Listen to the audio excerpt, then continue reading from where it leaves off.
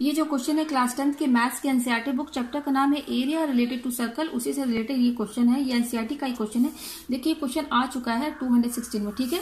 Set first second third, ठीक है, तीनों सेट पे आ चुका है। तो ये क्वेश्चन क्या कह रहा है, इन द गिवन फिगर, ये देखिए given figure O is the centre of the circle. ये सर्कल है, ये ओ है, ये ओ है, सेंटर है, ठीक है। Such that diameter A B equal 13, diameter दिया हुआ ए बी, ठीक है। ए सी कितना 12 सेंटीमीटर, ये इतना दिया हुआ, ठीक है। बीसी इज ज्वाइंट, बीसी को ज्वाइन किया गया, ठीक है। अब क्या बोला, find the area of the shaded region. ये जो आपको शेडेड रीजन दिख रहा है, इसका हमें एरिया यहाँ पर निकालना है। तो देखिए ये क्वेश्चन बहुत इंपॉर्टेंट भी है और बहुत ही ईजी भी है। तो चलिए मैं इसको सॉल्व करती हूँ। तो यहाँ पर देखिए जो डायग्राम बना हुआ है वो इस तरीके से बना हुआ है, आप ये देख सकते हैं। इस डायग्राम को चेंज भी करके दे सकता है, ठीक है। तो ये रहा ए और ये, सॉरी ये ए है और ये बी है, ठीक है, ये बी है और ये सेंटर है, ठीक है। देखिए डायग्राम मेरा सही नहीं बना है, ये सेंटर बीच में बिल्कुल होना चाहिए था, ये वाला पॉइंट सर्कल के बीच में। ये ए बी डायमीटर है, ठीक है, और ये पॉइंट सी दिया हुआ। हमें ये शेडेड रीजन निकालना है, ठीक है, ये शेडेड रीजन निकालना है। चलिए इसको निकालते हैं। तो सबसे पहले हम यहाँ पर फॉर्मूला बना लेते हैं। तो फॉर्मूला बनाने से पहले मैं कुछ आपको बता दूं। यहाँ पर आप देख सकते हैं ए बी एक डायमीटर है, ठीक है, डायमीटर है। डायमीटर क्या, डायमीटर है ये। तो इसका डायग्राम जो है, मैं ये डायमीटर है, इसको ऐसे समझिए आप, ठीक है। ये भी डायमीटर है और डायमीटर के ऊपर पार्ट ये क्या है, सेमी सर्कल है। इस डायमीटर के ऊपर भी एक सेमी सर्कल है। डायमीटर क्या करता है, सर्कल को दो हाफ पार्ट में डिवाइड करता है ना डायमीटर, हाफ पार्ट में। देखिए ए बी के ऊपर ये जो है हाफ पार्ट है, सेमी सर्कल बनना है और ये डायमीटर है। तो यहाँ पर देखिए एक थ्योरम में क्लास 9 में हमने पढ़ा होगा, angle in a semi circle, क्योंकि ये सेमी सर्कल है, डायमीटर से ये जो बन रहा है ये सेमी सर्कल है। तो angle in a semi circle is a right angle. अगर कोई भी एंगल सेमी सर्कल पर बनता है, देखिए एंगल बनना है ना सेमी सर्कल पर, यहाँ देखिए ये सेमी सर्कल ये है इतना, डायमीटर से जुड़ा हुआ ये देखिए, और यहाँ पर ये सेमी सर्कल में ये एंगल बनना है। तो angle in semi circle is a right angle. तो थ्योरम के हिसाब से ये 90 हो जाएगा, ठीक है। तो थ्योरम कौन सा लग रहा है, angle in a semi circle is a right angle, ठीक है, राइट एंगल। तो उस हिसाब से ये हमारा क्या हो जाएगा, देखिए ये डायमीटर है और यहाँ पर एंगल बना, ये देखिए सेमी सर्कल, ये इतना पोर्शन यहाँ पर। तो ये हो गया एंगल BCA, यहाँ पर बनना है इसकल टू 90 डिग्री। किस पर बनना है, एंगल सी पर। मैं यहाँ लिख देती हूँ एंगल सी पर 90 डिग्री बनना, ठीक है। अच्छा देखिए क्वेश्चन में क्या क्या गिवन बोल रहा है। यहाँ पर क्वेश्चन में जो गिवन बोल रहा है, ए बी दिया हुआ है 13 सेंटीमीटर। क्या क्या दिया हुआ है, ए बी दिया हुआ है 13 सेंटीमीटर और ए सी कितना दिया हुआ है, ए सी यहाँ दिया हुआ है 12 सेंटीमीटर, ठीक है। ए सी दिया हुआ है 12 सेंटीमीटर, ठीक है। तो चलिए मैं यहाँ लिख देती हूँ। अब देखिए ए बी दिया हुआ है 13 centimetre.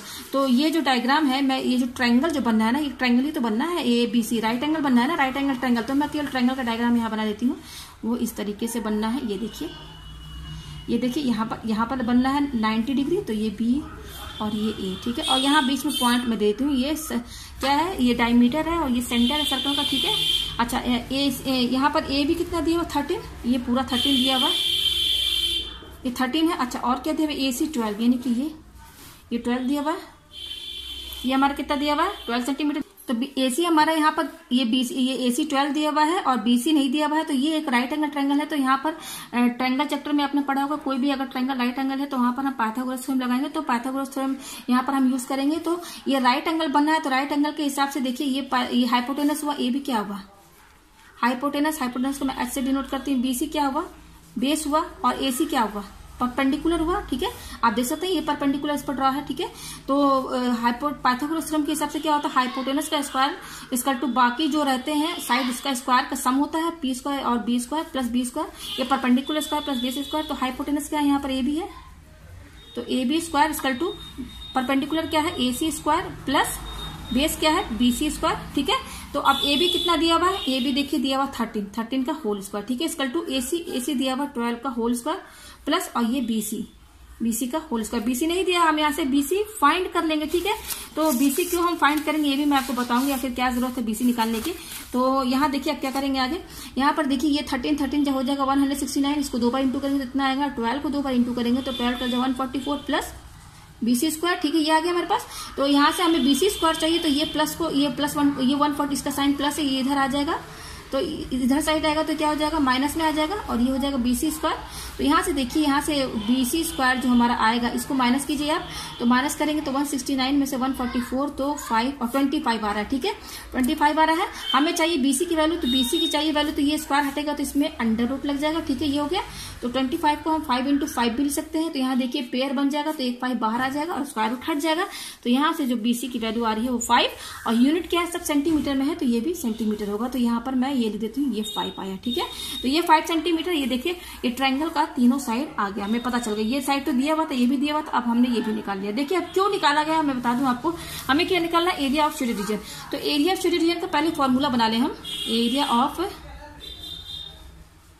Shaded region. Area of shaded reason क्या होगा, हमको ये शेडेड रीजन निकालना है ये सब। तो कैसे निकलेगा, area of circle, area of circle में से, क्योंकि ये एक राइट ट्रायंगल बनना है, इस एरिया ऑफ सर्कल में से हम इस ट्रायंगल का एरिया माइनस कर दें तो हमें शेडेड रीजन का एरिया मिल जाएगा। तो फॉर्मूला क्या बनेगा, area of shaded region equal to area of circle minus area of, ये एक राइट एंगल ट्रायंगल बना इसलिए मैं यहाँ लिखूंगी area of right angle triangle. ठीक है, राइट एंगल ट्रायंगल। ठीक है, तो एरिया ऑफ सर्कल क्या होता है, फॉर्मूला क्या होता है, πr² minus area of right angle triangle. देखिए यहाँ मैंने ये बना दिया ये डायग्राम यहाँ पर। तो ये राइट एंगल ट्रायंगल है, तो राइट एंगल ट्रायंगल कैसे उसका एरिया निकालते हैं, हाफ बेस इंटू हाइट। तो यहाँ पर हाफ बेस इंटू हाइट, यही फॉर्मूला लगेगा, यही लगेगा। ठीक है, अच्छा पाई अभी रहने दीजिए, r² भी अभी रहने दीजिए, हाफ। अब यहाँ देखिए यहाँ पर बेस क्या है इस राइट एंगल ट्रायंगल का, बेस BC1 है। देखिए इन दोनों साइड के बीच में ये एंगल बनना है तो ये बेस हुआ BC। तो इसीलिए हमने यहाँ BC फाइंड किया है, ये हाइपोटेनस थ्योरम, ये पाइथागोरस थ्योरम यूज करके हम BC लाए, क्योंकि BC बेस है, हमें बेस की वैल्यू चाहिए। तो यहाँ पर देखिए हाफ बेस इंटू हाइट, तो बेस क्या है यहाँ पर आप देख सकते हैं BC है, तो यहाँ पर आप BC लिख दीजिए। हाइट क्या है, हाइट दिया हुआ AC, ये AC हो गया हाइट। ठीक है, अब हम यहाँ पर वैल्यू पुट करते हैं। ठीक है, तो पाई की वैल्यू क्या है 22/7। ठीक है, और रेडियस कितना है, देखिए मैंने ए बी यहाँ दिया हुआ, ये देख सकते हैं आप, ये डायमीटर है ना, क्वेश्चन में ही बोला AB डायमीटर है। तो ये AB डायमीटर है तो रेडियस क्या होगा भाई, हाफ कर दीजिए 13 का। तो देखिए डायमीटर दिया हुआ है 13 सेंटीमीटर जो कि है AB क्या है, डायमीटर है, यहाँ डायमीटर D से डिनोट किया मैंने। तो रेडियस क्या होगा D/2 यानी कि 13/2 ये रेडियस हो जाएगा और सेंटीमीटर में लिखना यूनिट है ये। तो πr², तो रेडियस कितना है 13/2 का और स्क्वायर है तो होल स्क्वायर लगा दीजिए। ठीक है, माइनस हाफ इंटू BC कितना दिया हुआ है, देखिए मैंने 5 निकाला है तो 5। AC देखिए AC दिया हुआ 12, तो यहाँ पे आप 12 लिख दीजिए। ठीक है, ये लिख दिया।